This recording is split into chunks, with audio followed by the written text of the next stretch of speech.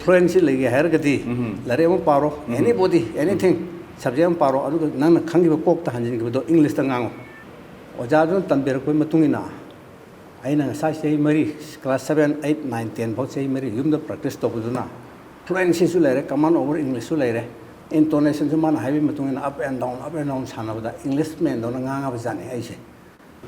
Karam bethabang na khwai degi hana chang. Sale Indian Public Service Commission sale interview yaure interview yaur khale. तो palm तो तिंग दाना करे तो तो दाना खला की पैसा जो तिंग दे खाना उसे लेते प्रोग्राम भी जुगती बने खले खले जाना का Sai all India radio Imphal दा चाही मरी मंगा सर्विस तो दोनों लेबी रखरब मतुंग दा मु कोई की करी वाखल दगी कोई की उसे की एयर की थबक सी तोथोक पीरगा कोई एक्टिव सर्विस तो चंगत पगी वाखल सी साई एनसीसी याओगी बदनो कोई रख परा करी वाखल दगी कोई भी रखता ये असुम बतो भी याद है तो तारे ना मी फुब याद है हरी असुम बतो ताब असुम भी याद हो मैं फुम जिले ऐ कदूले ने शुभ तो कने ना किसे MPS की MCS की कंबाइन कम्पिटिटिव एग्जाम से मैंने पूरा कॉल तोड़े तांग जाना अदर आइन अदर था जलगा पुलिस तो खलक बने क्राइम ऐसे ओबो में सुथे ने नोंग अंडरग्राउंड एम्बोस तो मोई तार नहीं तो लोई शेरे पुलब शेरे नोंग में से लोई पूरे आर्मी की मोई यांके उनको चाम मलाए गाड़ी में आम तोड़गा कॉम्बिंग ऑपरेशन तो उधर ही ना मरांग थाना तो थोड़े ऐ कौथोरे ऐ चंगो नो योर इनवाइटेड ऐ चंगो ऐ न कौथो ऐ न थोकदो ने नोय लाओ ऐ ऑफिस तो लापने ना हाय ना कौशल ऐ कोई फंबा लापने ते ऑपरेशन तो लापने ऑपरेशन तो ना ऑपरेशन तो याब्रो ऑपरेशन पुलिस ने तो नहीं नोय न थबक तोरो पुलिस ना कंट्रोल तो नहीं ऐ याउदना न कमाय ऑपरेशन कंट्रोल तो ऑपरेशन तो नो अरे नुपी आंगां कतुकन तोरे युम मै थारे नोय कमाय तो अदु मुंगनाबम लाकने मुंगनारे ऐ ना हायरे नोय दि लेफ्टिनेंट जनरल और सुंगारे मेजर जनरल और ब्रिगेडियर और सुंगारे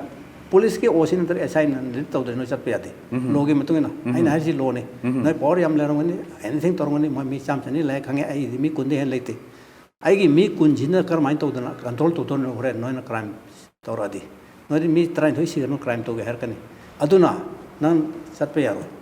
आई यावर सकदबनी हुजिक चसे आई मी ट्राइन थोइ कमाइ तो चतन न मी केर चाम का तारा कुन लाय अदुरे आई चनी कनी तारा कुन और कान सकदबनी चिंगदा मसीददी करमाइना थेंगनबी लाइफ की जर्नी पुलाम टेक ओवर असिस्टेंट कमांडेंट मन मांग थांगा गाड़ी तरेन पांजे पैसा जे पुरु लापने पैसा पुरु लापतला फॉरेस्ट गेट से एम्बुश तोरे आई मांग चक्र में पालौद्रे अदुगा मयाम दु मिटर छेरे अदु पैसा दी लाख पंगम खिते सार नोय कापदि आंदोलन तोबै दु नोय काप यारोय मरमदि सीजफायर एग्रीमेंट दु नागालैंड दम तोबियो विदाउट टेरिटोरियल लिमिट हादि मणिपुर यावसले अदु मणिपुर से नागालैंड मखादा लेबसु नते सरो अमसु नते मैतै तावा नागा ताबा लंग नागालैंड यावदोने हाबदु एक्सेप्ट तोबो चप मानारे नोय पाइरि से करि दौनो नो नोय पाइना से सागी सेल्फ डिफेंस के ने राइट टू प्राइवेट डिफेंस हाबदु म लेरे अदुगा आई सी मीन्स हाथ का दरमाने खल्लाबा लो दा हाबि मतुना इसादा इंग्लिश ता हरगे apprehension of instant death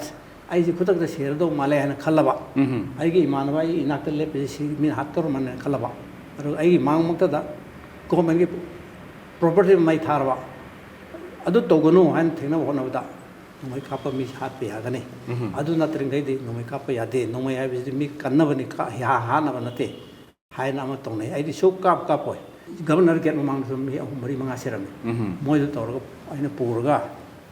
hospital पु होनरिङदा सिबना खर यामन सिगरे अदुगा मोय मी हालम तरे निपान तारा मरि मंगा दु हिंगावरे मोयजे अदुगा आइबुना dismiss tore hai suspension to dam dismiss tore order tai nong tani ko thoi je ang order dai nawa lo de na khale unlawful order is no order hai na court le bin ko ai na Guwahati High Court case tore matam do Guwahati High Court ni Manipur High Court le tri Guwahati High Court ai na case tore Guwahati High Court murder ne na case tore mi try pan have hang to you mo cold blooded murder ni kolai pai bisna te am to bisna ceasefire extension Manipur yobo yaro hai bisida nomar kap na hale mi try pan sere mara le to yut ngakta ni mase hang to view han tore ade Guwahati High Court case to buda sehi amani sanga to bude ai ni chume hai electoral politics vote lep ke hai base kari wakhal dagi khan ba hobi reino thabak na kari dam to thok pi raje akhoi gi chief minister ibo bi sahib le ringe da congress ki matam da tung ilaga ma yum ꯊꯅꯝꯃꯦ ꯆꯠꯂꯒꯦ ꯇꯧꯔꯀꯥꯟꯗ ꯁꯤꯌꯣꯡ ꯉꯥꯏꯈꯣ ꯍꯥꯏ ꯀꯔꯤꯒꯤꯅꯣ ꯁꯥꯔ ꯃꯥꯏ Scott ꯆꯠꯂꯨꯕ ꯍꯜꯂꯛꯑꯀꯥꯟꯗ ꯍꯜꯂꯛꯑꯒ ꯃꯥꯒꯤ ꯃꯌꯨꯝꯗ ꯊꯤꯟꯕꯤꯔꯝꯃꯦ ꯑꯩ ꯆꯠꯂꯒꯦꯅ ꯒꯥꯔꯤ ꯃꯃꯥꯏ ꯂꯦꯞꯊꯣꯛꯑꯒ ꯁꯤꯌꯣꯡ ꯉꯥꯏꯈꯣ ꯍꯥꯏ ꯀꯔꯤ ꯑꯣꯏꯔꯕꯅꯣ ꯅꯪꯅ ꯃꯅꯤꯄꯨꯔꯒꯤ ꯒꯣꯔꯃꯦꯟ ꯆꯩꯔꯤꯁꯤ ꯀꯔꯤꯒꯤꯅꯣ ꯅꯪ ꯂꯥꯛꯇꯅ ꯂꯪꯉꯣꯏꯕ꯭ꯔꯥ ꯅꯪ ꯒꯣꯔꯃꯦꯟ ꯃꯈꯥꯗ ꯊꯕꯛ ꯇꯧꯔꯤ ꯅꯠꯇ꯭ꯔꯥ ꯊꯕꯛ ꯇꯧꯔꯒ ꯅꯪ IPS ꯑꯣꯏꯔꯤꯕ ꯅꯠꯇ꯭ꯔꯒ ꯂꯥꯛꯇꯅ ꯂꯪꯉꯣꯏꯕ꯭ꯔꯥ ꯀꯔꯤꯒꯤꯅꯣ ꯅꯪꯅ ꯒꯣꯔꯃꯦꯟ ꯆꯩꯔꯤꯁꯦ ꯉꯁꯥꯏꯒꯤ ꯃꯥꯏꯅ ꯇꯃꯦꯡꯂꯣꯡꯒꯤ ꯈꯣꯡꯆꯠꯇꯣ ꯑꯗꯨꯒꯨꯝꯕ ꯑꯃ ꯑꯗꯨꯃꯥꯏꯅ ꯑꯗ ꯑꯩꯅ ꯁꯥꯔ ꯑꯩꯗꯤ ꯀꯔꯤꯝꯇ ꯀꯔꯤꯒꯨꯝꯕ ꯁꯔꯀꯥꯔꯗ ꯆꯩꯈꯤꯕ ꯂꯩꯇꯦꯅ ꯀꯔꯤꯅꯣ ꯍꯥꯏꯕꯤꯔꯤꯁꯤꯕꯣ ꯀꯔꯤ ꯅꯣꯏꯗꯦ ꯅꯪ ꯁꯔꯃꯤꯂꯥ ꯆꯔꯥ ꯍꯦꯟꯕꯁꯤ ꯑꯩꯈꯣꯏꯅ ꯋꯥꯅ ꯊꯥꯛꯇꯅ ꯆꯍꯤ ꯀꯌꯥ ꯃꯥꯁꯤ ꯅꯣꯁ ꯐꯤꯠꯇꯤꯡ ꯇꯧꯔ ꯊꯝꯃꯤꯁꯦ ꯅꯪ ꯏꯔꯥꯏ ꯂꯥꯏꯅ ꯂꯧꯕ꯭ꯔꯥ ꯅꯪꯅ ꯁꯔꯃꯤꯂꯥ ꯑꯗꯨ ꯇꯧꯋꯦ ꯑꯗꯥ ꯇꯧꯋꯦ ꯉꯥꯡꯉꯤꯁꯤ ꯀꯔꯤꯒꯤꯅꯣ ꯅꯪ ꯂꯥꯛꯇꯅ ꯂꯪꯉꯣꯏꯕ꯭ꯔꯥ ꯍꯥꯏ ꯁꯥꯔ ꯂꯥꯛꯇꯅ ꯂꯪꯒꯦ ꯂꯪꯕꯤꯌꯨ ꯀꯩꯁꯨ ꯀꯥꯏꯗꯦ ꯁꯥꯔꯅ ꯂꯪꯒꯦ ꯂꯪꯉꯕꯗꯤ ꯏꯝꯐꯥꯜ ꯃꯅꯨꯡ ꯃꯉꯥꯏꯅ ꯗꯤꯜꯂꯤꯗ ꯂꯪꯕꯗꯤ ꯌꯥꯔꯣꯏꯅ ꯂꯪꯕꯤꯔꯣ ꯀꯗꯥꯏꯅꯣ ꯃꯅꯤꯄꯨꯔꯗꯅꯦꯕ ꯂꯪꯗꯣꯏꯗꯣ ꯃꯅꯤꯄꯨꯔꯅꯤ ꯂꯪꯗꯣꯏꯗꯣ ꯂꯪꯕꯤꯌꯨ ꯀꯩꯁꯨ ꯀꯥꯏꯗꯦ ꯁꯥꯔ ꯁꯔꯃꯤꯂꯥ ꯆꯥꯔꯥ ꯍꯦꯟꯕꯗꯤ ꯁꯥꯔꯅ ꯇꯧꯗꯨ ꯂꯥꯜꯂꯦ ꯃꯤꯒꯤꯗꯤ ꯆꯥꯎꯈꯠꯄ ꯂꯝꯗꯗꯤ ꯑꯅꯥꯕ ꯍꯤꯗꯥꯛ ꯀꯥꯞꯄ ꯗꯥꯛꯇꯔꯅ ꯂꯥꯛꯄꯗ ꯑꯅꯥꯕ ꯅꯪ ꯑꯩ ꯍꯤꯗꯥꯛ ꯀꯥꯞꯄ ꯌꯥꯔꯕ꯭ꯔꯥ ꯍꯥꯏ ꯄꯥꯔꯃꯤꯁꯟ ꯂꯧꯗ꯭ꯔꯗꯤ ꯍꯤꯗꯥꯛ ꯀꯥꯞꯄ ꯌꯥꯗꯦ ꯑꯩꯈꯣꯏꯒꯤꯗꯗꯤ ꯅꯪ ꯁꯥꯔꯅ ꯁꯦꯝ ꯁꯥꯔꯅ ꯊꯥꯛꯄꯤꯔꯝꯃꯤꯗ ꯃꯅꯥꯇꯣꯟꯅ ꯅꯥꯔꯦꯡ ꯍꯨꯠꯂꯒ ꯏꯔꯣꯏ ꯅꯥꯔꯦꯡ ꯍꯨꯠꯇꯨꯅ ꯍꯨꯠꯂꯒ ꯆꯍꯤ 12 ꯊꯝꯕꯁꯦ ꯃꯇꯝꯗ ꯆꯍꯤ 12 ꯁꯨꯔꯦ 13 ꯆꯥꯔꯥ ꯍꯦꯟꯕ ꯊꯣꯛꯈꯤꯕꯅꯤ ꯑꯗꯨꯗꯤ ꯀ꯭ꯔꯤꯃꯤꯅꯦꯜꯅꯤ ꯇꯣꯔꯃꯦꯟꯅꯤ ꯑꯗꯨ ꯑꯣꯏꯔꯗꯤ ꯖꯦꯜ ꯆꯪꯒꯅꯤ ꯁꯥꯔꯇꯤꯐꯤꯀꯦꯠ ꯂꯝꯗ ꯑꯣꯏꯔꯗꯤ ꯃꯗꯨ ꯂꯥꯜꯂꯦ ꯑꯗꯨꯅꯤ ꯑꯩꯅ ꯍꯥꯏꯖꯕꯗꯤ ꯑꯩꯅ ꯈꯨꯝꯈꯤ ꯁꯔꯃꯤꯂꯥꯒꯤ ꯆꯔꯥ ꯍꯦꯟꯕꯁꯦ ꯑꯗꯨꯗꯤ ꯇꯣꯛꯊꯣꯛꯑꯣꯏ ꯃꯥ ꯍꯥꯏꯕ ꯐꯔꯦ ꯐꯔꯦꯗꯤ ꯇꯣꯛꯑꯒꯦ ꯉꯁꯤꯗꯒꯤ ꯇꯣꯛꯑꯦ ꯑꯩ ꯇꯨꯕꯤꯁꯤ ꯂꯧꯊꯣꯛꯃꯣꯅ ꯂꯪꯁꯤꯜꯂꯦ ꯑꯩ ꯉꯁꯤꯗꯒꯤ ꯇꯣꯛꯑꯦ ꯚꯣꯠꯇꯤ ꯑꯩ ꯂꯦꯞꯀꯅꯤ ꯀꯥꯕ ꯀꯥꯗꯗꯤ ꯈꯪꯗꯦ ꯁꯥꯔꯒꯤꯗꯤ ꯍꯦꯟꯗꯜꯃꯦꯟ ꯑꯣꯏꯔꯝꯕꯗꯣ ꯑꯗꯨꯗ ꯑꯗꯨꯝ ꯍꯟꯖꯤꯟꯒꯅꯤ ꯀꯩꯅꯣ ꯅꯪ ꯀ꯭ꯋꯥꯂꯤꯐꯤꯀꯦꯁꯟ ꯑꯝꯇ ꯂꯩꯇꯦ ꯚꯣꯠ ꯀꯥꯕ ꯀꯥꯗꯗꯤ ꯂꯥꯏꯟ ꯇꯝꯃꯅꯤ ꯑꯩ ꯍꯌꯦꯡꯗꯒꯤ ꯚꯣꯠ ꯂꯦꯞꯀꯦ ꯀꯩꯅꯣ ꯄꯣꯂꯤꯇꯤꯛꯁ ꯌꯥꯎꯔꯦ ꯒꯣꯔꯃꯦꯟ ꯁꯥꯔꯚꯤꯁ ꯇꯣꯛꯑꯦ ꯍꯥꯏꯅ ꯑꯗꯨꯒꯤ ꯅꯨꯃꯤꯠꯇꯒꯤ ꯑꯩ ꯇꯣꯛꯊꯣꯛꯑꯦ ꯅꯣꯡꯉꯥꯜꯂꯒ ꯗꯔꯈꯥꯁ ꯊꯥꯔ ꯑꯩ ꯇꯣꯛꯑꯦꯅ ꯇꯣꯛꯑꯒ ꯚꯣꯠ ꯂꯦꯞꯄꯅꯤ MP ꯑꯣꯏꯅ ꯂꯦꯞꯄꯅꯤ ꯑꯍꯥꯟꯕꯗ 2014 ꯀꯔꯤ ꯄꯥꯔꯇꯤꯗ ꯂꯦꯞꯄꯤ ꯇ꯭ꯔꯤꯅꯃꯨꯜ ꯀꯪꯒ꯭ꯔꯦꯁ ꯇ꯭ꯔꯤꯅꯃꯨꯜ ꯀꯪꯒ꯭ꯔꯦꯁꯇ ꯂꯦꯞꯄꯦꯕꯀꯣ ꯑꯗꯨꯗ ꯑꯩꯈꯣꯏꯒꯤ ꯇꯤꯀꯦꯠ ꯂꯧꯕ ꯃꯇꯝꯗ ꯀꯃꯥꯏꯅ ꯇꯧꯏ ꯍꯧꯖꯤꯛ ꯇꯤꯀꯦꯠ ꯂꯧꯕ ꯃꯇꯝꯁꯤ ꯃꯌꯥꯝꯅ ꯍꯥꯏꯅꯔꯤꯁꯦ ꯁꯦꯟ ꯆꯪꯉꯤꯗꯅꯤ ꯍꯥꯏꯅꯔꯤꯁꯦ ꯑꯩꯈꯣꯏ ꯃꯗꯨ ꯋꯤꯠꯅꯦꯁ ꯄꯨꯊꯣꯛꯆꯕ ꯉꯝꯖꯔꯣꯏ ꯍꯥꯏꯅꯕ ꯃꯤꯅꯁꯨ ꯉꯥꯡꯅꯕ ꯋꯥꯐꯝꯗꯨꯅꯤ ꯊꯝꯖꯔꯤꯁꯤ ꯑꯗꯣ ꯃꯁꯤ ꯃꯇꯥꯡꯗꯗꯤ ꯀꯃꯥꯏꯅ ꯇꯧꯏ ꯃꯇꯝꯗꯨꯗꯗꯤ ꯁꯦꯜꯗꯣ ꯂꯧꯗꯦ ꯑꯩꯅ ꯉꯁꯥꯏꯁꯨ ꯍꯥꯏꯐꯦꯠ ꯍꯥꯟꯅ ꯍꯥꯏꯖꯈ꯭ꯔꯦ ꯃꯇꯦꯛ ꯑꯃꯗꯀꯣ ꯇ꯭ꯔꯤꯅꯃꯨꯜ ꯀꯪꯒ꯭ꯔꯦꯁꯇ ꯃꯃꯇꯥ ꯕꯦꯅꯔꯖꯤꯗ ꯁꯨꯕ꯭ꯔꯇꯣ ꯃꯨꯈꯔꯖꯤꯅ ꯆꯪꯉꯒ ꯉꯁꯤ ꯑꯌꯨꯛ ꯎꯅꯔꯦ ꯅꯨꯡꯊꯤꯜꯗ ꯇꯤꯀꯦꯠ ꯄꯤꯔꯦ ꯈꯨꯗꯛꯇ ꯑꯗꯨꯝ ꯄꯤꯔꯦ ꯃꯇꯝꯗꯨꯗ ꯑꯩꯈꯣꯏ ꯖꯣꯏ ꯀꯤꯁꯟ ꯁꯥꯍꯦꯕ ꯐꯥꯎꯕ ꯇ꯭ꯔꯤꯅꯃꯨꯜ ꯇꯤꯀꯦꯠ ꯇꯥꯟꯅꯕꯅꯤ ꯃꯣꯏ ꯄꯤꯈꯤꯗꯦ ꯑꯩꯉꯣꯟꯗ ꯑꯗꯨꯝ ꯄꯤꯔꯦ ꯑꯣꯖꯥꯒꯤꯗꯤ ꯉꯁꯥꯏꯒꯤ ꯀꯩꯅꯣꯁꯤꯡꯗꯨ ꯌꯦꯡꯉꯀꯥꯟꯗ ꯕꯥꯏꯑꯣꯗꯥꯇꯥꯁꯤꯡꯗꯨ ꯌꯦꯡꯉꯀꯥꯟꯗ ꯑꯗꯒꯤ ꯀꯩꯅꯣ ꯃꯌꯥꯝꯁꯤ ꯈꯔꯁꯤꯅ ꯃꯇꯦꯡ ꯄꯥꯡꯕꯤꯕꯗꯣ ꯑꯗꯨꯗꯒꯤ ꯑꯗꯨꯝ ꯐꯪꯈ꯭ꯔꯦꯕꯀꯣ ꯑꯗꯨꯗꯒꯤ ꯑꯃꯨꯛ ꯑꯩꯈꯣꯏꯒꯤ ꯃꯤꯌꯥꯝꯁꯤꯒ ꯑꯩꯈꯣꯏ ꯍꯧꯖꯤꯛ ꯏꯂꯦꯛꯁꯟꯒꯤ ꯇꯧꯔꯨꯔꯦ ꯃꯥꯏ ꯄꯥꯛꯈꯤꯗ꯭ꯔꯕ ꯃꯇꯨꯡꯗ ꯑꯩꯈꯣꯏꯒꯤ ꯍꯧꯖꯤꯛꯀꯤ RN ꯃꯇꯥꯡꯗ ꯎꯅꯈꯤꯕꯒꯤ ꯑꯩꯈꯣꯏ ꯖꯨꯟ 25ꯒꯤ ꯊꯧꯗꯣꯛꯁꯦ ꯁꯤꯒꯤ ꯃꯇꯥꯡꯗꯗꯤ ꯀꯔꯤ ꯊꯝꯕꯤꯕ ꯋꯥꯐꯝ ꯂꯩ ꯃꯗꯨꯅ ꯁꯨꯃꯥꯏꯅ ꯇꯧꯋꯦ ꯔꯟꯖꯤꯠ RN ꯔꯕꯤꯁꯤ ꯃꯇꯨꯡꯗ ꯖꯣꯏꯟ ꯁꯦꯀ꯭ꯔꯦꯇꯔꯤ ꯑꯣꯏ IBꯒꯤ ꯃꯥꯅ ꯃꯅꯤꯄꯨꯔꯒꯤ ꯍꯦꯛ ꯏꯟꯗꯤꯌꯥ ꯄꯨꯝꯅꯃꯛꯀꯤ IPS ꯃꯌꯥꯝ ꯍꯧꯖꯤꯛ ꯁꯤꯁꯄꯤꯌꯥꯔꯒꯤ ꯏꯟꯇꯔꯂꯣꯀꯨꯇꯔ ꯑꯣꯏꯔꯤꯁꯤ ꯃꯇꯝꯗꯨꯗ ꯃꯥꯁꯤ ꯖꯣꯏꯟ ꯁꯦꯀ꯭ꯔꯦꯇꯔꯤꯅꯤ IBꯒꯤ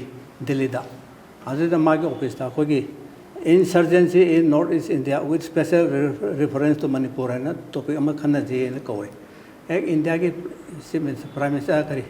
IPS ꯃꯌꯥꯝꯁꯦ ꯂꯣꯏ ꯂꯥꯛꯑꯦ ꯑꯩꯁꯨ ꯃꯅꯤꯄꯨꯔꯒꯤ ꯃꯍꯨꯠ ꯁꯤꯜꯂꯒ ꯆꯠꯂꯦ ꯑꯗꯨꯏꯗꯨꯗ ꯃꯥꯒ ꯑꯩꯒꯤ ꯃꯔꯤ ꯈꯔ ꯌꯦꯟꯅꯩ ꯃꯣꯏꯅ ꯃꯊꯪ ꯍꯥꯏꯔꯛꯄꯗ ꯃꯅꯤꯄꯨꯔꯒꯤ ꯂꯧꯕꯁꯤꯡꯁꯤꯗꯤ ꯑꯦꯛꯁꯇ꯭ꯔꯤꯃꯤꯁꯅꯤ ꯍꯨꯒꯗꯕꯅꯤ ꯍꯥꯠꯀꯗꯕꯅꯤ ꯇꯨꯛꯀꯗꯕꯅꯤ ꯍꯥꯠꯂꯒ ꯐꯅꯤ ꯅꯣꯏ ꯄꯩꯁꯥ ꯄꯤꯔꯒ ꯐꯅꯤ ꯁꯦꯜ ꯇꯧꯔꯅꯤ ꯂꯨꯇꯔꯅꯤ ꯍꯥꯏꯕ ꯑꯩꯅ ꯑꯗꯨ ꯅꯠꯇꯦ ꯃꯅꯤꯄꯨꯔꯒꯤꯗꯤ ꯐ꯭रीडम ꯐꯥꯏꯇꯔꯅꯤ ꯑꯩꯈꯣꯏ ꯂꯥꯜꯍꯧꯕ ꯅꯠꯇꯦ ꯂꯨꯇꯔ ꯅꯠꯇꯦ ꯍꯥꯏꯋꯦ ꯔꯣꯕꯔ ꯅꯠꯇꯦ ꯂꯨꯇꯔ ꯅꯠꯇꯦ 1949 ꯌꯥꯎꯍꯜꯂꯨꯔꯒ ꯑꯣꯏꯊꯣꯛꯄ ꯑꯃꯠꯇ ꯐꯪꯗ꯭ꯔꯦ ꯅꯣꯏꯅ ꯍꯥꯠꯄꯒ ꯇꯨꯞꯄꯒ ꯇꯧ ꯂꯩꯔꯦ ꯁꯤꯁꯐꯥꯌꯔꯅꯤꯅ ꯑꯃꯨꯛ ꯇꯧꯅꯤ ꯑꯗꯥ ꯑꯃꯨꯛ ꯇꯧꯅꯤ ꯑꯩꯈꯣꯏꯗꯤ ꯃꯨꯊꯠꯄꯤꯗꯧꯔꯦ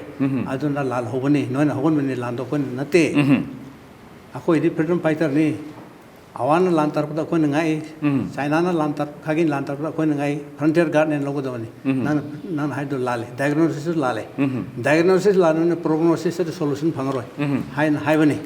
ꯑꯗꯨ ꯍꯥꯏꯈꯤꯕꯗꯒꯤꯗꯤ ꯃꯥꯁꯤ ꯊꯥ ꯑꯃ ꯂꯩꯔ ꯄꯦꯟꯁꯤꯟ ꯐꯪꯉꯦ ꯄꯦꯟꯁꯤꯟ ꯐꯪꯉꯀꯥꯟꯗ ꯃꯥꯁꯤ ꯗꯦꯀꯥꯟ ꯍꯦꯔꯥꯜ ꯑꯗꯨꯗ ꯑꯩꯅ ꯗꯤꯁꯀꯁꯟ ꯍꯥꯏꯈꯤꯕꯗꯣ ꯃꯥꯅ a chimeric peace Manipur insurgency sidi terrorist natte han dekan heral ire adu irakodi ma ahibane khalaga delina interlocutor hap khibani interlocutor hap ba matungda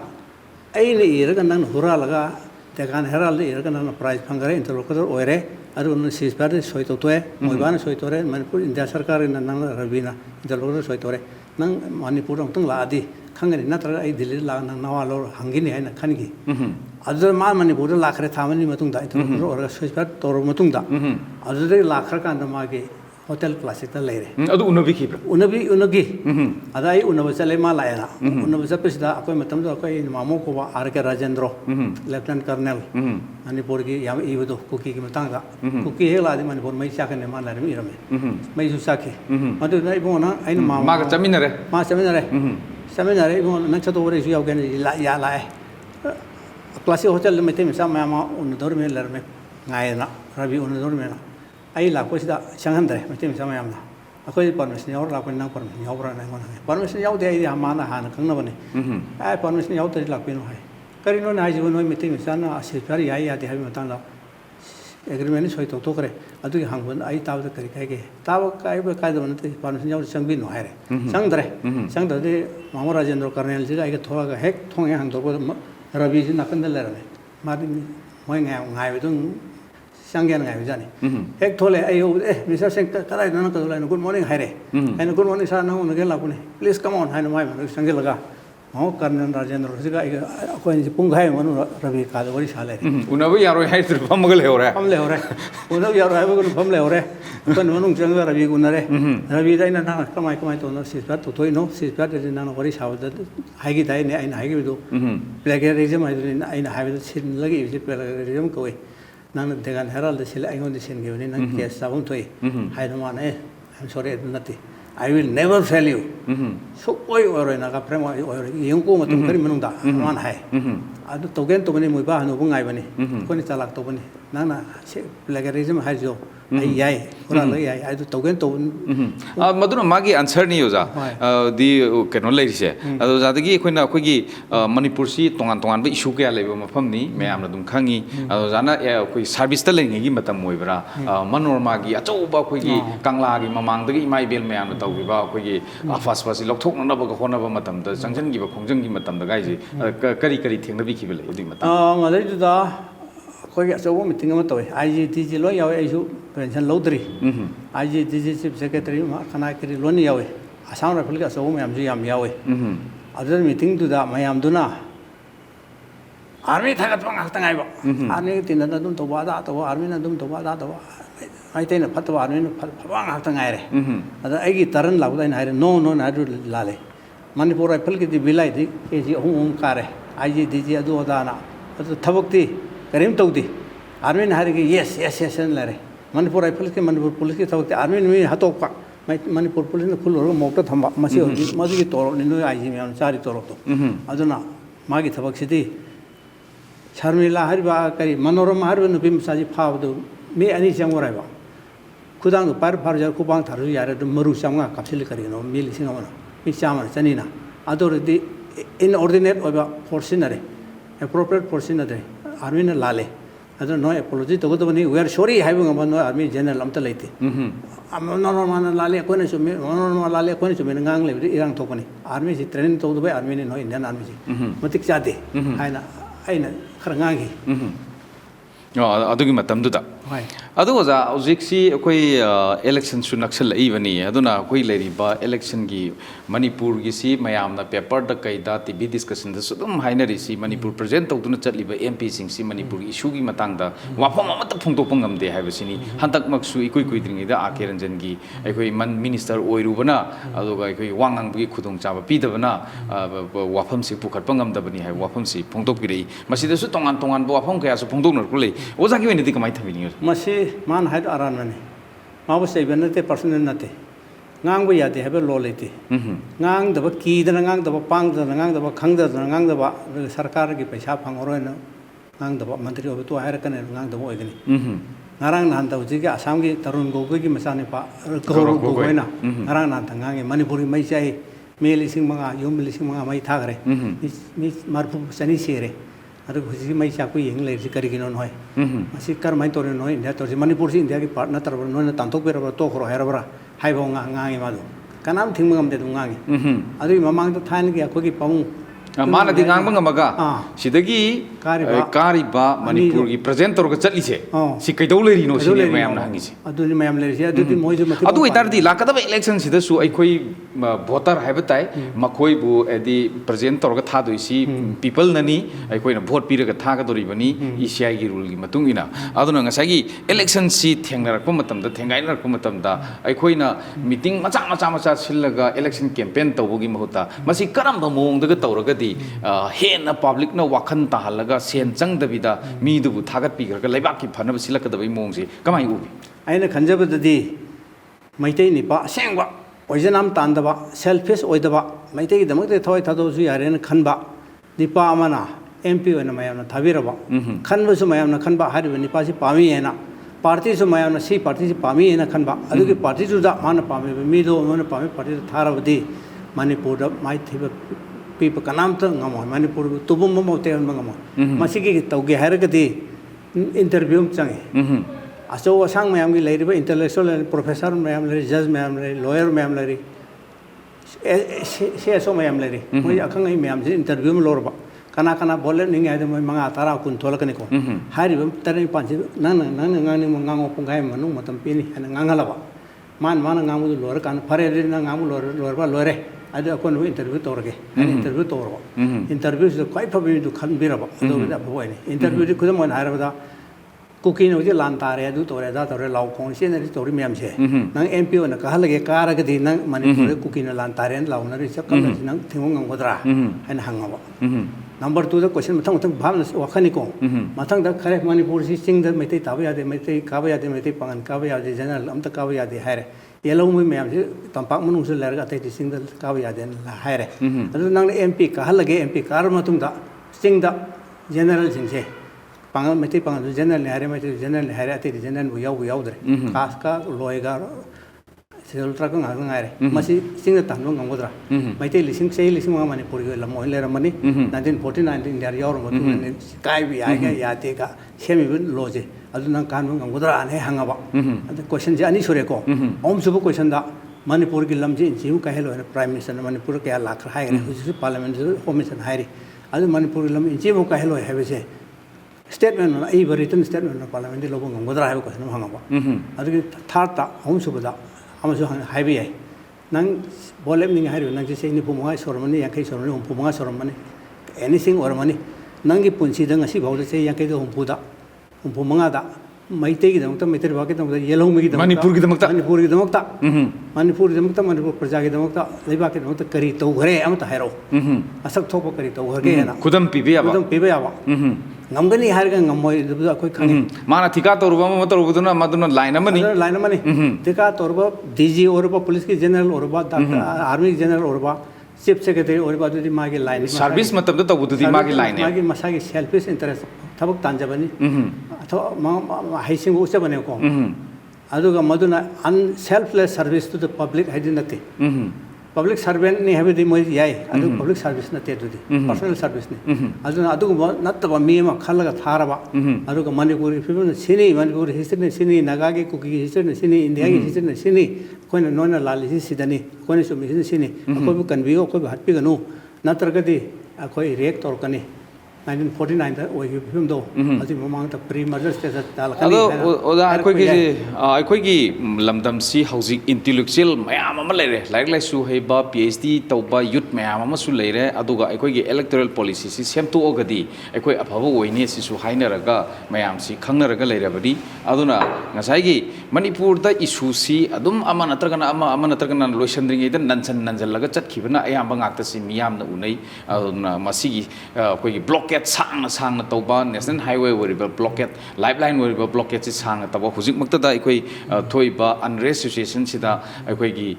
makha lambi sida atop state ta chatpa ngamda da nam mathaki lambi da chatlaga paisa si achuki matik huge amount ama expenditure tawribani hojik se nungti gi tawribani ado pot pusalak matam da siyam awaba ma leiribani sigumba issue mayam si manipur da oiriba adagi manipur khanariba issue mayam se masi parliament ta masi mamutan haiba ngamdra Kanau mom thopi na balai tarra ha sisu miyam gi wahang se he lak padau na tawi an sigumba wafam sing si lak padana aikoi si kamdau na parliament ta aikoi gi wafam sing si thamgadage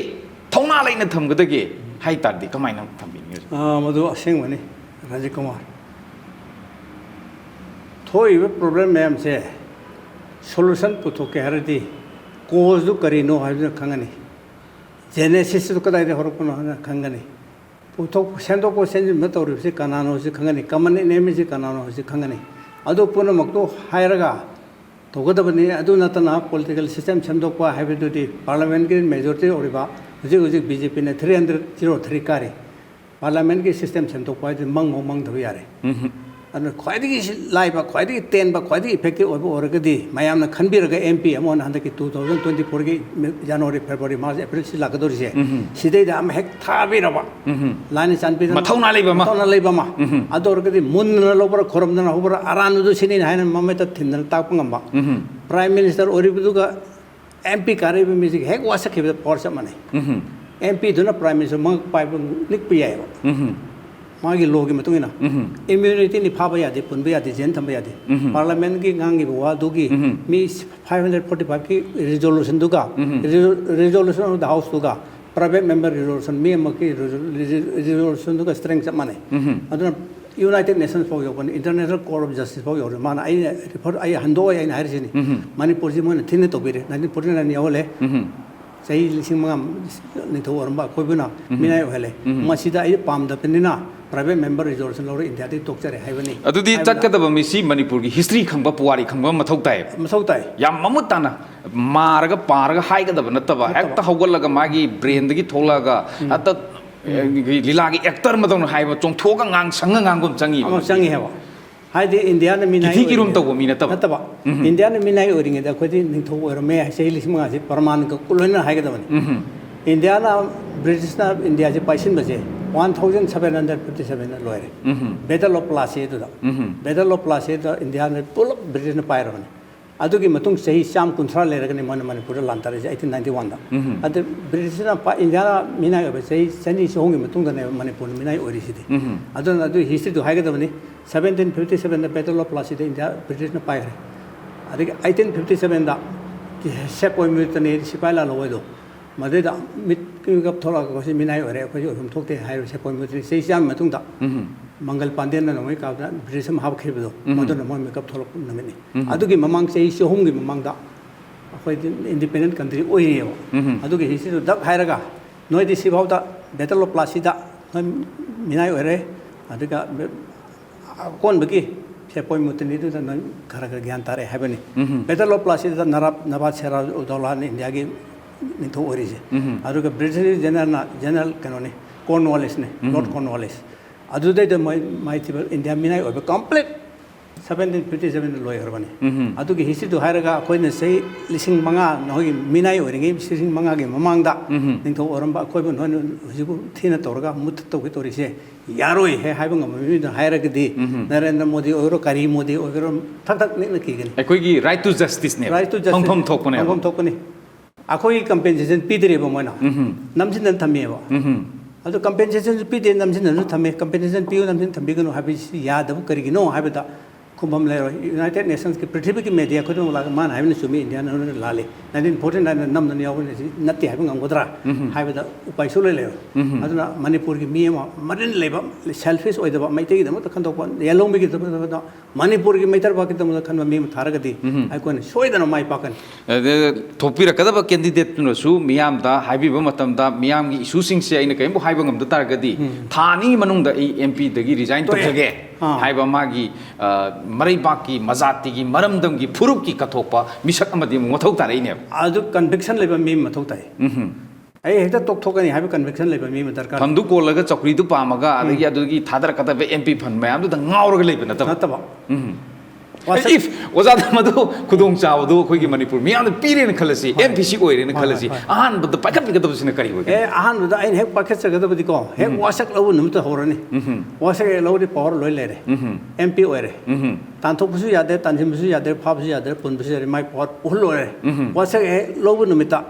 ꯑꯩꯗꯤ ꯃꯩꯇꯩꯒꯤꯗꯃꯛꯇ ꯂꯥꯛꯄꯅꯤ ꯃꯅꯤꯄꯨꯔꯒꯤꯗꯃꯛꯇ ꯂꯥꯛꯄꯅꯤ ꯆꯍꯤ 5,000 ꯅꯤꯡꯊꯧ ꯑꯣꯏꯔꯝꯃꯤꯁꯦ ꯅꯣꯏ ꯃꯤꯅꯥꯏ ꯑꯣꯏꯔꯤꯉꯩ ꯅꯣꯏ ꯈꯪꯗꯕ꯭ꯔꯥ ꯈꯪꯉꯝꯒꯅꯤ ꯅꯣꯏ ꯍꯤꯁꯇ꯭री ꯍꯩꯕ ꯄ꯭ꯔꯣꯐꯦꯁꯔ ꯃꯌꯥꯝ ꯂꯩꯔꯝꯒꯅꯤ ꯃꯣꯏꯗ ꯍꯪꯉꯨ ꯍꯪꯉꯒꯅꯦ ꯑꯩꯈꯣꯏꯅ ꯄꯥꯝꯕꯁꯤ ꯄꯥꯝꯖꯕꯁꯤ ꯇꯧꯗꯕ ꯇꯥꯔꯒꯗꯤ ꯑꯩ ꯉꯁꯤ MP ꯗꯨ ꯉꯁꯤꯗꯒꯤ ꯍꯌꯦꯡ ꯅꯣꯡꯉꯥꯟꯕꯒꯤ ꯉꯁꯤ ꯋꯥꯁꯛ ꯂꯧꯔꯦ ꯍꯌꯦꯡ ꯇꯣꯛꯑꯅꯤ ꯑꯗꯨꯒ ꯈꯨꯗꯝ ꯑꯣꯏꯕꯨ ꯑꯩꯈꯣꯏꯒꯤ ꯆꯥꯏꯅꯥꯒꯤ ꯍꯣꯡꯀꯣꯡꯗ ꯆꯠꯂꯒ ꯍꯥꯏꯔꯨꯕ ꯉꯝꯃꯤꯅꯦꯕ ꯑꯗꯨꯃꯥꯏꯅ ꯍꯣꯡꯀꯣꯡ ꯆꯠꯂꯨꯔꯒ ꯍꯥꯏꯔꯨꯔꯕꯅꯤ ꯉꯜꯂꯤꯉꯩꯗ ꯑꯗꯨꯗꯤ ꯄꯥꯔꯂꯤꯌꯥꯃꯦꯟꯒꯤ ꯑꯣꯊꯣꯔꯤꯇꯤꯗꯨ ꯄꯤꯔꯒ ꯋꯥ ꯉꯥꯡꯅꯔꯨꯔꯣ ꯌꯦꯠꯅꯔꯨꯔꯣ ꯊꯥꯒꯠꯂꯒ ꯉꯥꯡꯗ꯭ꯔꯒꯗꯤ ꯑꯩꯗꯤ ꯍꯥꯠꯂꯁꯨ ꯌꯥꯔꯦꯅ ꯏꯅ ꯁꯣꯏꯗꯧꯔ ꯄꯤꯒꯦ ꯑꯩꯅ ꯈꯪꯅ ꯀꯥꯈ꯭ꯔꯒ ꯍꯥꯏꯗ꯭ꯔꯕ ꯑꯗꯨꯗꯤ ꯅꯣꯡ ꯍꯦꯛ ꯉꯥꯟꯕ ꯅꯨꯃꯤꯠ ꯀꯥꯞꯅ ꯍꯥꯠꯄꯗ ꯏꯁꯥꯅ ꯗꯥꯏ ꯇꯧꯔꯦ ꯌꯥꯖꯔꯦ ꯍꯥꯏꯅ ꯕ꯭ꯂꯠꯅ ꯁꯣꯏꯗꯧꯔ ꯕ꯭ꯂꯦꯗꯅ ꯂꯦꯟꯊꯜꯂ ꯁꯣꯏꯗꯧꯔ ꯄꯤꯒꯦ ꯃꯇꯝꯗꯨꯗ ꯑꯩꯈꯣꯏꯒꯤ ꯋꯥꯁꯤ ꯇꯥꯕꯤꯔꯀꯥꯟꯗ ꯑꯩꯈꯣꯏꯒꯤ ꯀꯣꯟꯁꯇꯤꯇ꯭ꯌꯨꯁꯟꯅ ꯄꯤꯐꯝ ꯊꯣꯛꯄ ꯑꯗꯨꯒ ꯑꯩꯈꯣꯏꯒꯤ ꯀꯩꯅꯣꯅ ꯏꯟꯗꯤꯌꯥꯟ ꯁꯤꯇꯤꯖꯦꯟ ꯃꯣꯏꯅ ꯐꯪꯐꯝ ꯊꯣꯛꯄ ꯐꯪꯕꯗꯨ ꯂꯩꯔꯀꯥꯟꯗ ꯑꯩꯈꯣꯏꯅ ꯑꯩꯈꯣꯏ ꯄꯣꯂꯤꯇꯤꯀꯦꯜ ꯏꯟꯇꯤꯒ꯭रिꯇꯤ ꯑꯃꯗꯤ ꯑꯩꯈꯣꯏꯒꯤ ꯏꯀꯣꯅꯣꯃꯤ ꯏꯟꯇꯤꯒ꯭रिꯇꯤꯁꯤ ꯑꯗꯨꯗ ꯑꯩꯈꯣꯏꯁꯨ ꯃꯃꯨꯠ ꯇꯥꯅ ꯐꯪꯖꯔꯦ ꯍꯥꯏꯕꯒꯤ ꯆꯥꯎꯊꯣꯛꯆꯕꯗꯨ ꯂꯥꯛꯀꯗꯣꯔꯤꯅꯦꯕ ꯄꯣꯂꯤꯇꯤꯀꯦꯜ ꯏꯟꯇꯤꯒ꯭रिꯇꯤꯗꯨꯗ ꯑꯩꯈꯣꯏ ꯔꯟꯖꯤꯠꯅ ꯍꯥꯏꯁꯨꯃꯅꯀꯣ ꯃꯁꯥꯒꯤ ꯄꯥꯔꯇꯤꯗꯨ ꯑꯥꯏꯗꯤꯌꯣꯂꯣꯖꯤ ꯀꯔꯤꯅꯣꯁꯤ ꯃꯨꯟꯅ ꯈꯪꯕ ꯑꯗꯨꯒꯤ ꯑꯣꯕꯖꯦꯛꯇꯤꯞꯇꯨ ꯀꯔꯤꯅꯣ ꯑꯗꯨ ꯄꯔꯁꯨ ꯇꯧꯕ ꯍꯣꯡꯗꯣꯛ ꯍꯣꯡꯖꯤꯟ ꯇꯧꯗꯕ ꯆꯣꯡꯊꯣꯛ ꯆꯣꯡꯁꯤꯟ ꯇꯧꯗꯕ ꯀꯥꯟꯅꯗꯕ ꯊꯥꯗꯣꯛꯑꯦ ꯊꯥꯖꯤꯜꯂꯒ ꯑꯃꯗ ꯌꯥꯎꯈ꯭ರೆ ꯄꯥꯔꯇꯤ ꯇꯣꯛꯑꯦ ꯍꯥꯏꯕꯁꯤ ꯇꯧꯗꯕ ꯃꯁꯥꯒꯤ ꯁ꯭ꯇꯦꯟ ꯑꯃ ꯂꯩꯖꯕꯗꯣ ꯄꯣꯂꯤꯇꯤꯀꯦꯜ ꯏꯟꯇꯤꯒ꯭रिꯇꯤ ꯂꯩꯕ ꯀꯧꯗꯣꯔꯤꯅꯦꯀꯣ ꯑꯗꯨ ꯅꯠꯇꯅ ꯑꯩ ꯑꯗꯨ ꯄꯥꯔꯇꯤ ꯄ꯭ꯔꯁꯤꯗꯦꯟ ꯅꯠꯇ꯭ꯔꯗꯤ ꯑꯩ ꯇꯣꯛꯑꯅꯤ ꯍꯥꯏꯕꯒꯨꯝꯕ ꯃꯟꯇ꯭ꯔꯤ ꯐꯪꯗ꯭ꯔꯗꯤ ꯄꯥꯔꯇꯤ ꯍꯣꯡꯉꯅꯤ ꯍꯥꯏꯕꯒꯨꯝꯕ ꯑꯗꯨ ꯏꯟꯇꯤꯒ꯭रिꯇꯤ ꯂꯩꯇ꯭ꯔꯦ ꯑꯗꯨꯒꯨꯝꯕ ꯃꯤ ꯇꯧꯔꯣꯏꯗꯕ ꯑꯗꯨ ꯏꯟꯇꯤꯒ꯭रिꯇꯤ ꯁꯦꯒꯥꯏꯕ ꯇꯥꯔꯦ ꯏꯟꯇꯤꯒ꯭रिꯇꯤ ꯁꯦꯒꯥꯏꯕ ꯇꯥꯔꯦ ꯑꯗꯨꯗꯤ ꯃꯥꯏ ꯄꯣꯂꯤꯇꯤꯀꯦꯜ ꯄꯥꯔꯇꯤ ꯂꯩꯔꯒ ꯂꯩꯇ꯭ꯔꯒ ꯏꯟꯗꯤꯄꯦꯟꯗꯦꯟ ꯑꯣꯏꯔꯁꯨ ꯌꯥꯏ ꯏꯟꯗꯤꯄꯦꯟꯗꯦꯟ ꯑꯣꯏꯔꯁꯨ ꯄꯔꯁꯣꯅꯦꯜ ꯏꯟꯇꯤꯒ꯭रिꯇꯤ ꯂꯩꯇꯥꯕꯅꯤ ꯃꯥꯗꯨ ꯋꯤꯜ ꯄꯥꯋꯔ ꯂꯩꯇꯥꯕꯅꯤ ꯃꯁꯥꯒꯤ ꯁ꯭ꯇꯦꯟ ꯑꯃ ꯂꯩ ꯄꯣꯂꯤꯇꯤꯀꯦꯜ ꯏꯟꯇꯤꯒ꯭रिꯇꯤ ꯂꯩꯕ ꯍꯥꯏꯕꯁꯤ ꯄꯣꯔꯛꯄ ꯍꯥꯏꯕꯁꯤ ꯑꯩꯈꯣꯏ ꯏꯀꯣꯅꯣꯃꯤ ꯏꯟꯇꯤꯒ꯭रिꯇꯤꯁꯤ ꯆꯥꯎꯅ ꯄꯣꯔꯛꯑꯀꯥꯟꯗ ꯃꯁꯤ ꯏꯀꯣꯅꯣꯃꯤꯒꯤ ꯑꯣꯏꯕ ꯁꯤꯁꯇꯦꯝꯁꯤ ꯐꯒꯠꯂꯛꯑꯀꯥꯟꯗꯗꯤ ꯑꯣꯏꯗꯣꯏꯅꯦꯕ ꯃꯔꯝꯗꯤ ꯁꯦꯜ ꯂꯩꯇ꯭ꯔꯗꯤ ꯏꯃꯨꯡ ꯃꯍꯤ ꯂꯥꯡꯉꯤ ꯈꯟꯅꯩ ꯁꯦꯟꯗꯨ ꯂꯩꯔꯗꯤ ꯏꯃꯨꯡ ꯏꯪ ꯇꯞꯄꯤ ꯁꯥꯟꯇꯤ ꯑꯣꯏꯅ ꯄꯥꯟꯕ ꯉꯝꯃꯤ ꯑꯗꯨ ꯃꯔꯥ ꯇꯞꯅ ꯄꯥꯟꯕ ꯉꯝꯃꯤ ꯑꯗꯨꯅ ꯁꯦꯟ ꯄꯥꯏꯍꯟꯕ ꯏꯅꯥꯛ ꯈꯨꯜꯍꯟꯕ ꯏꯟꯈꯠꯂꯛꯏꯕ ꯌꯨꯠꯁꯤꯡꯒꯤꯗꯃꯛꯇ ꯃꯈꯣꯏꯕꯨ ꯊꯕꯛ ꯄꯤꯕ ꯍꯤꯡꯅꯅꯕꯒꯤ ꯂꯝꯕꯤ ꯄꯤꯕ ꯃꯍꯩ ꯃꯁꯤꯡ ꯇꯝꯍꯟꯕ ꯃꯇꯝꯗ ꯑꯩꯈꯣꯏ ꯁꯦꯟ ꯏꯆꯪ ꯆꯪꯅ ꯇꯝꯍꯟꯕꯒꯤ ꯋꯥꯈꯜꯂꯣꯟꯁꯤ ꯂꯥꯛꯄ ꯃꯇꯝꯗ ꯌꯨꯠꯁꯤꯡꯒꯤꯗꯃꯛꯇꯗꯤ ꯀꯔꯤ ꯇꯧꯕꯤꯒꯦꯅ ꯈꯜꯂꯤ ꯔꯖꯦ ꯃꯁꯤꯒꯤ ꯄꯥꯎꯈꯨꯝꯁꯦ ꯑꯩ ꯁꯨꯃꯥꯏꯅ ꯄꯤꯖꯅꯤꯡꯉꯤ integrity is political integrity, social integrity, any integrity like had independence, some economic integrity दरकार लेना है तो मणिपुर द लाइट में हमसे फान गया है बा थाने की कल्चर से हंजरन गया है बा लाइट से लहलो है बा economic integrity से लहन गया है कदी ने number 1 दा MP कार्य में तो की local area development fund से ही लगता है मकानी सही अमदा सही मंगा लगता है तर कुंठा लाख निपुने अतोदी मणिपुर की लाइट युम मयाम से सनबी में लेर पेरो माय थबक तौजन बस सनबी में पेरो इना खोले दो सुनिंग बमी सिंगता सुनिंग दसु यारे युम मम सन लोयो सनबी मम पेरो सनबी से मथंग से सन लाबो पोला सन अमम पोला पाबो लेरे पाबो युम लाख तारा कोनसे ओजाना हाइबसि निंजंगागा आइसु वाफम खंग निंजंगै मतम अमदा अखोइगी इमुंग याम वाबा अमा लैगी इमागी मपामदगी सनबी अमा पिरई मदुना हौदोकनबा याम यावगी एक्जेक्टली अदुमकनी सनबीदुगी सनाउदुना चाउरुक्त्रिङेदा संगोमदुना कोइ हिंब ngamgani mi pun masa phagani संगोमदुना योला हिंबसु ngamgani santhidुना ग्यास लेररoi sing thanarani angang chahonbada sangom changeba sangom changani sangomduna sanbiduna yarani aruga gas leri paisa se santhina se seidana po sabido halo angang ore obudo anjingna akoi howi aduna adum santhina gas le sakhung sang obe yarani adudagi sangari semba adu bada to loi lani hujiktadi har nung semnabada yam mathau tare har na saidana nga su leitre nga sa dana koi cancer na loi nare matam du di pesticide se san mayung na tormi ayuk de san mayung je parte na lorba adu sangam ma je san mayung ge parte la mana pesticide loi na hale ko pesticide chaida su yare pesticide chaida no nga le re long khole lu thume huji long kon lu thum jam ta leitre pesticide na hatin ngam ta leitre maya nga bu masar ga akoi cancer na nari akoi gi lamdam si industry leitabana akoi chakhatabani habse adum hai hoi ayamba intellectual sing natragna bhole kodaba lakoi ro adi mapandagi lakoi ro noi manipur de industry embol leite industry leitabasina nakoi se chakhotpa wari bani adu sentum gi lambi phatri bani hai adu kana gumba amara industry si khoi gi kano oina pot productive industry tu oibagi mahutta production industry gi mahutta khoi gi karahani masi gi mechanism sida hospital lingkhatpa gumba school lingkhatpa gumba adu longning ga phi lawraga khoi gi mana khoi gi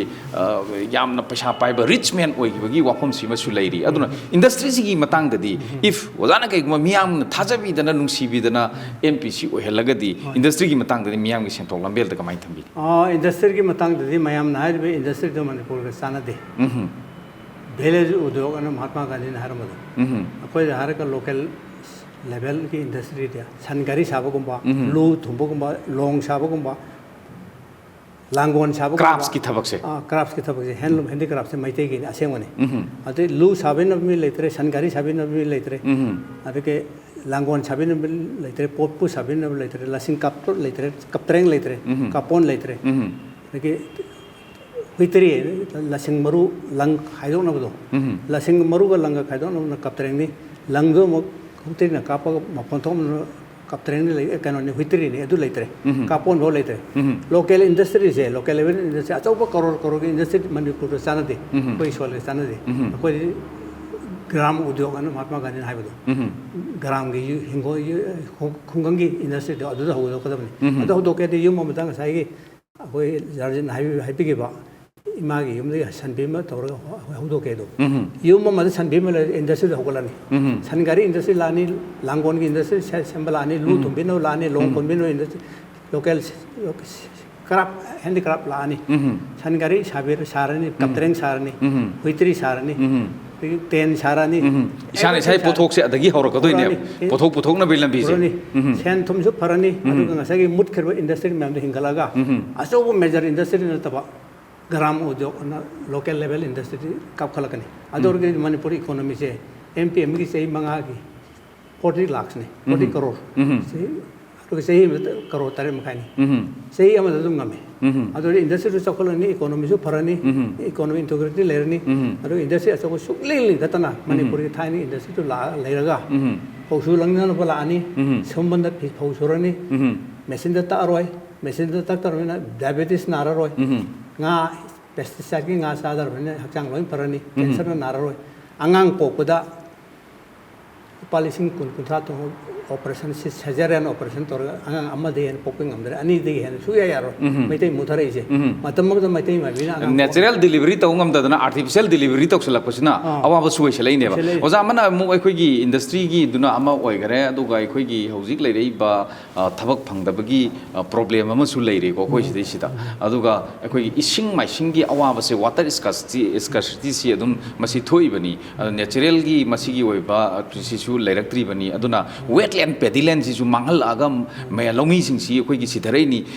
ꯑꯩꯈꯣꯏꯅ ꯃꯄꯥꯟ ꯂꯝꯗꯒꯤ ꯑꯩꯈꯣꯏ ꯍꯧꯖꯤꯛ ꯑꯩꯈꯣꯏꯒꯤ ꯁ꯭ꯇꯦꯠꯁꯤꯗ ꯊꯣꯛꯆꯕ ꯅꯠꯇꯕ ꯑꯇꯣꯞꯄ ꯃꯄꯥꯟ ꯂꯝꯗꯒꯤ ꯑꯩꯈꯣꯏ ꯆꯥꯅ ꯊꯛꯅꯕ ꯑꯗꯒꯤ ꯍꯧꯖꯤꯛ ꯆꯦꯡꯃꯛꯇ ꯍꯥꯏꯔꯣ ꯁꯨꯝ ꯄꯨꯁꯜꯂꯛꯑꯒ ꯑꯩꯈꯣꯏꯒꯤ ꯁꯨꯕꯗꯨꯅ ꯁꯨꯝ ꯀꯥꯎꯊꯣꯛꯍꯟꯈꯤꯕꯒꯤ ꯂꯝꯕꯤ ꯑꯃꯗ ꯆꯠꯈ꯭ꯔꯒꯗꯤ ꯑꯩꯈꯣꯏꯒꯤ ꯈꯨꯟꯅꯥꯏꯔꯣꯜꯁꯤ ꯒꯥꯟꯙꯤꯌꯥꯟ ꯊꯣꯠꯀ ꯌꯦꯡꯉꯨꯔꯒꯗꯤ ꯑꯩꯈꯣꯏꯒꯤ ꯁꯨꯒꯗꯕꯅꯤ ꯆꯥꯒꯗꯕꯅꯤ ꯏꯁꯥꯒꯤ ꯄꯣꯠꯊꯣꯛ ꯏꯁꯥꯅ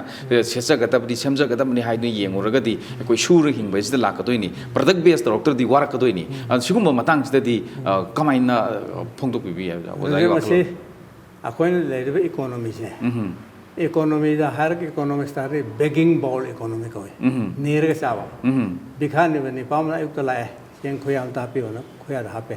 सेंग खोया तो साबल लोरग नोंगाला मुला अमुको जुनी बचत दिख जगने अन माई पुंची से बिसे साइकिल